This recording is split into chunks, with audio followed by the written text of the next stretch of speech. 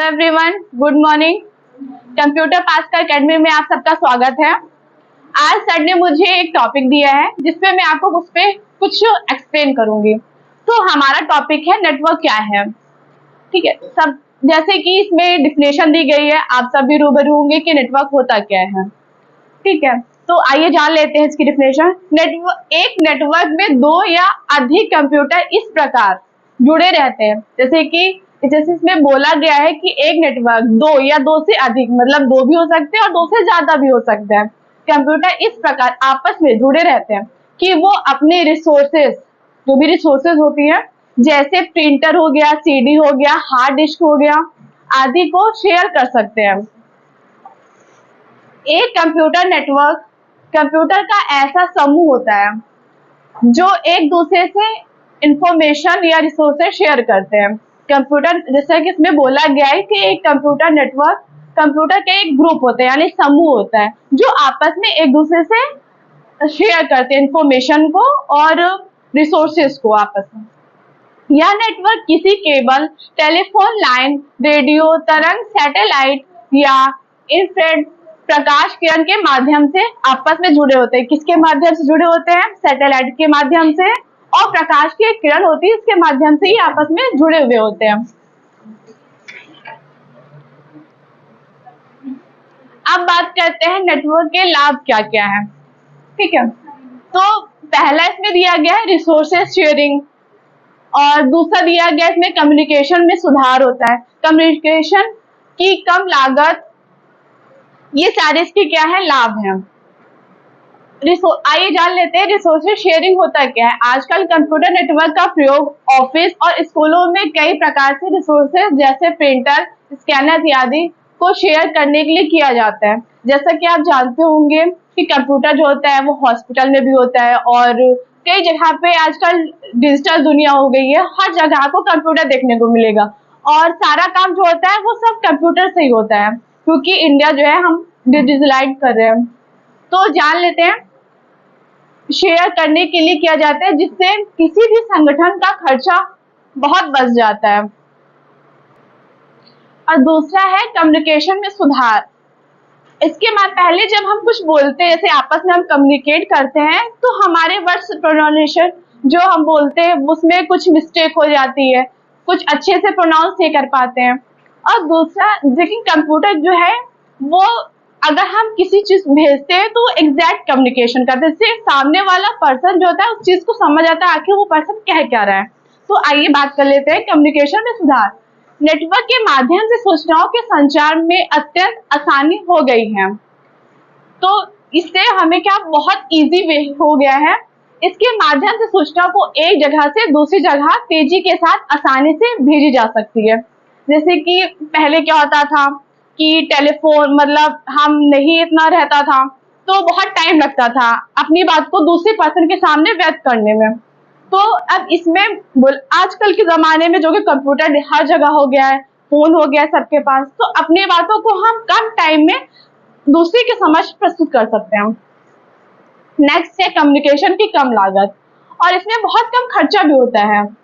पहले बहुत खर्चा होता था क्योंकि वो 2-3 प्रोसेस से होके गुजरता था उसमें, तो वो काफी लंबा प्रोसेस हो जाता था और उसमें लागत भी ज्यादा लगती थी। लेकिन आज क्या है, कंप्यूटर की दुनिया में जो है लागत कम लग रही है। रिसोर्सेज को शेयर होने से संचार की लागत बहुत कम हो जाती है। दूसरा है विश्वसनीय कंप्यूटर, यानी इससे हमें ट्रस्ट, विश्वसनीयता। कंप्यूटर के प्रयोग से गणना और संचार की विश्वसनीयता बढ़ गई है। जैसे किसी पर्सन, इससे क्या होता है ट्रस्ट, मतलब जो भी है वो हम ये ट्रस्ट कर सकते हैं कि हाँ ये इंफॉर्मेशन सही है। The next one is data का सेंट्रल स्टोरेज। किसी भी संगठन के डाटा को किसी एक जगह सर्वर पर स्टोर किया जा सकता है। किसी एक जगह यानी सर्वर पे हम इसे आसानी से स्टोर कर सकते हैं ताकि वह डाटा सबको उपलब्ध हो सके। बैंकिंग सिस्टम इसका सबसे अच्छा उदाहरण है। जैसे कि हम बैंक में देखते हैं तो वहाँ पे कितने सारे आते हैं, क्लाइंट आते हैं, उनके सारे डाटा को, इन्फॉर्मेशन को, जितनी भी सारी चीजें होती हैं उसको प्रॉपर स्टोर करके रखते हैं। ठीक है, the next slide is notes, work station.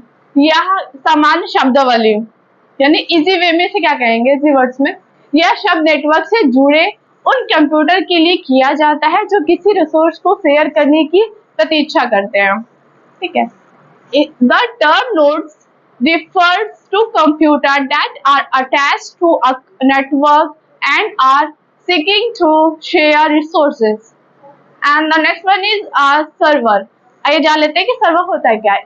वह कंप्यूटर जो डाटा, सॉफ्टवेयर अथवा किसी हार्डवेयर को शेयर करने में सक्षम हो, यानी जैसा कि इसमें एक्सप्लेन कर दिया गया है कि वह कंप्यूटर यानी कंप्यूटर वह कंप्यूटर जो डाटा, सॉफ्टवेयर अथवा हार्डवेयर को शेयर करने में सक्षम हो, यानी वो कैपेबल हो, उसे हम क्या कहेंगे, सर्वर कहेंगे।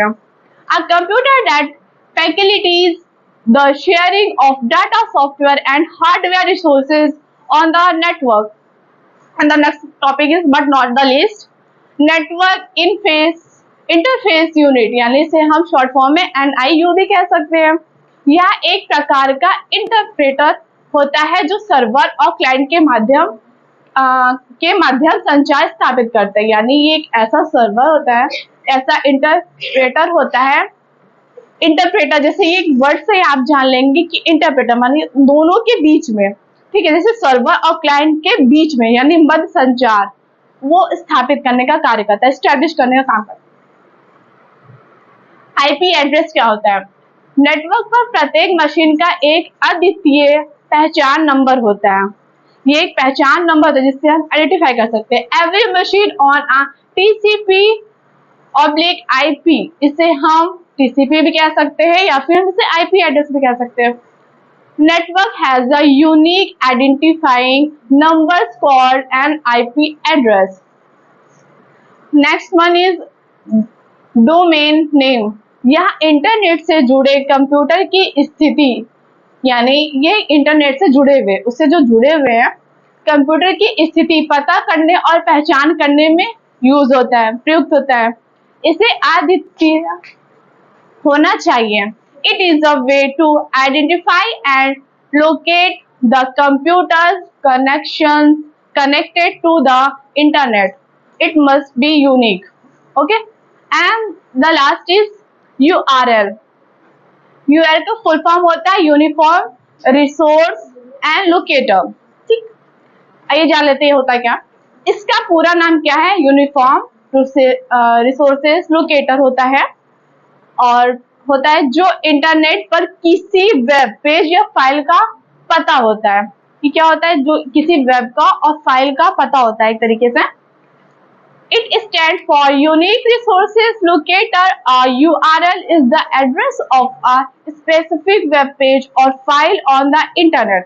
For example, एग्जाम्पल दिए गए हैं, जान लेते हैं हम एग्जाम्पल कौन कौन से। For example, the URL of the tech term website is HTTP, जैसे इसमें लिखा हुआ है, जैसे डैश, और इनमें निम्न जानकारी होती है। ये दो दिए गए हैं, वेबसाइट दिए गए हैं जिससे हम जानकारी, इनमें जानकारी होती है, हम वहां से जानकारी प्राप्त कर सकते हैं।